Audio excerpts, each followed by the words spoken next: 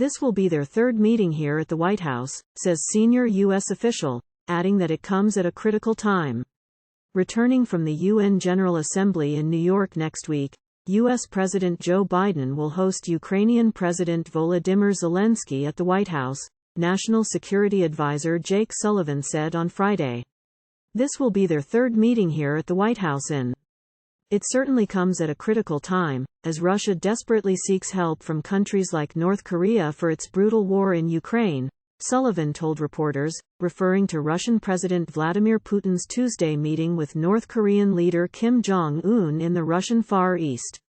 He added that the meeting with Zelenksyy will also come, as Ukrainian forces continue to make progress in their counteroffensive, and just after the next Ukraine Defense Contact Group meeting that Defense Secretary Lloyd Austin is organizing with dozens of our allies and partners in Europe earlier next week, as we continue to coordinate the provision of arms and equipment to help Ukrainian forces. He said Biden looks forward to hearing Zelensky's perspective on all of this and to reaffirm to the world and the American people his commitment to continuing to lead the world in supporting Ukraine as it defends its independence, sovereignty, and territorial integrity. Zelenskyy will also visit the U.S. Congress, said Sullivan. The two leaders are both scheduled to address at the UN General Assembly on Tuesday.